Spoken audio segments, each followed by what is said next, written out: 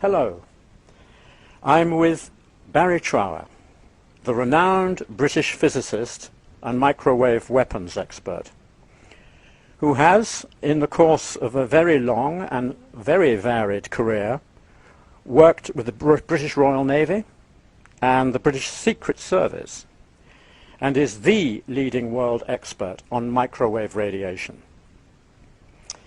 Thank you, Barry, for this opportunity to tap into your very great knowledge, and particularly to examine exactly what it is that's going on with 5G. And to launch straight into that question, I would like to ask you the following.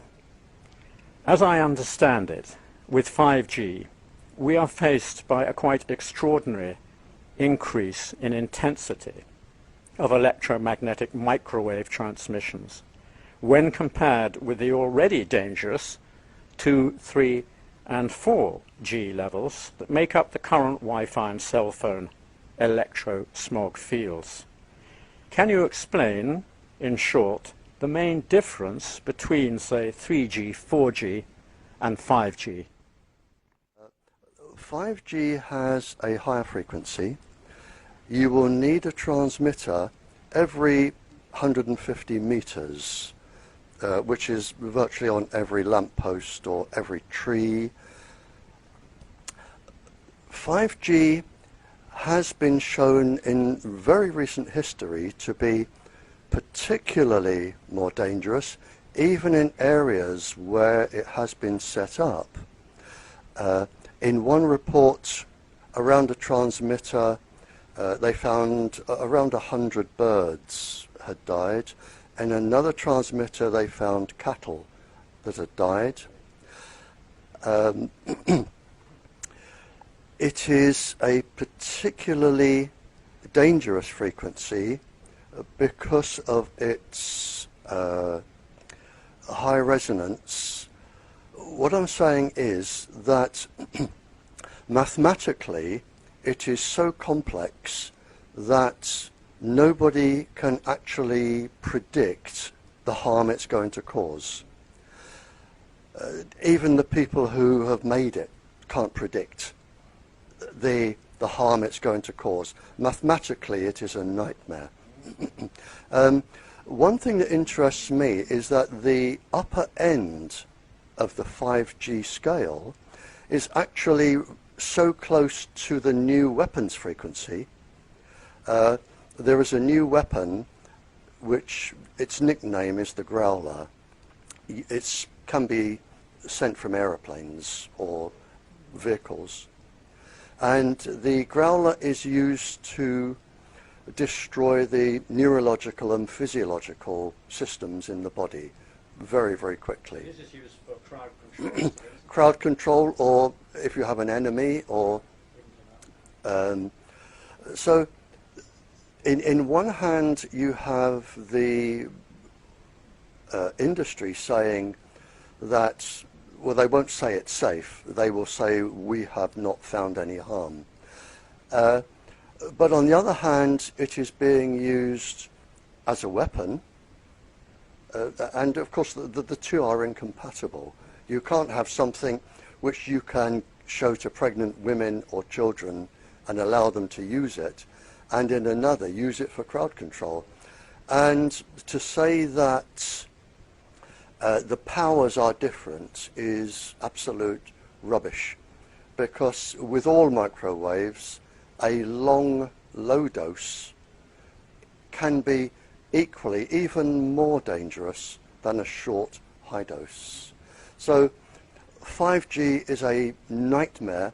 Already we are getting instances of I think it's 70% less production of fruit, 60% decrease in insects that pollinate trees. it is suspected of already killing cattle and birds, as I've said. But the main problem, as I see it, and it isn't 5G, it is with the other Gs as well, but 5G is going to be much worse because it's going to blend in with the Wi-Fi.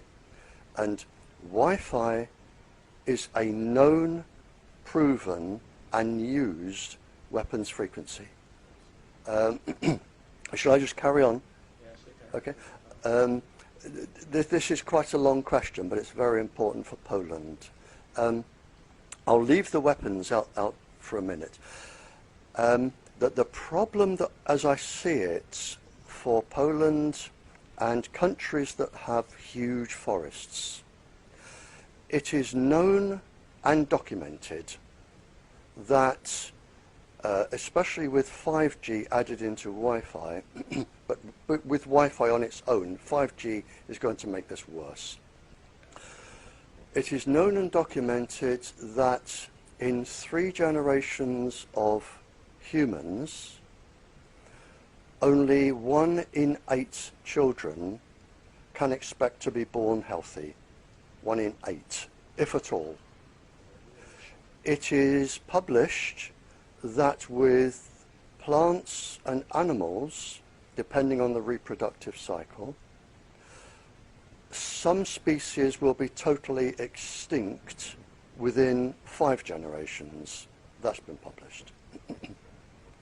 So what you have is the total destruction and loss of Poland, without a shadow of a doubt. That is published, and it is provable. And one of the other main problems, which is going to carry on, people underestimate how clever and how useful trees are. Now, trees communicate with each other via their roots within the soil. They join roots, they help feed each other. If one tree cannot get enough sugars, they will help photosynthesize the others. They also help control the microorganisms in the soil. Trees also take out a lot of carbon dioxide from the air, and trees do not like microwaves. And you will find the resistance of trees going down as soon as you microwave them. But the other thing is, and not a lot of people appreciate this, if you have inland fish or fish in huge lakes or inland fish, around 70% of a fish is tree. People find that hard to believe because the trees shred their leaves, they go into the streams, they are acted on by microorganisms, they wash down into the water, the microorganisms feed other microorganisms, you start the food web, the fish feed off that, and in fact 70% of a fish is actually tree, from a tree, through the food web. Now, if you destroy the trees, you destroy the fish and the ground soil. But it gets even worse. When you have long, hot summers, trees produce a chemical of molecules which go into the sky. These molecules blend with water vapor in the air, which form larger molecules. And they actually form very whispery, small, loose-fitting clouds. But a whole forest will do this all at once. How the trees communicate isn't known. But it is known, and it is measured, that on very hot days, to protect themselves from overheating, trees will release these molecules and you will get whispery clouds above your forests and that provides shade which keeps the trees alive. The trees take out the carbon dioxide. Now, if you destroy the trees or you make the trees sick, you get extra carbon dioxide going into the water. The water has microorganisms on its own called coccolithophores. And coccolithophores produce a chemical called dimethyl sulfide. The dimethyl sulfide goes into the air and is the only substance on the planet known which can be used in cloud formation. So if you follow the cycle, if you make the trees sick, which you will do, then you kill your fish, you kill the coccolithophores, who are very low intolerant to carbon dioxide in water because it makes it acid. They are already in the process of dying and changing the cloud structure.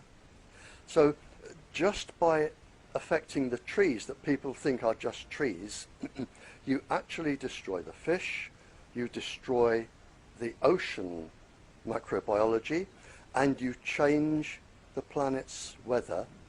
And there is one more piece of information on this.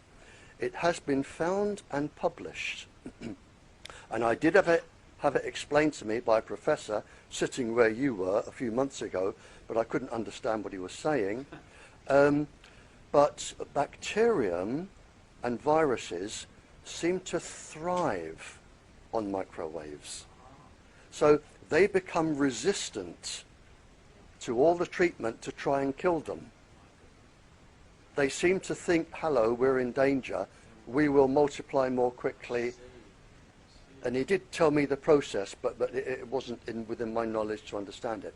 But bacteria thrive. So this is why when you microwave plants and trees, and you have huge forests in Poland, within the span of a few generations, you are going to lose your forests, your fish, your plants, your pollinating insects, and your children.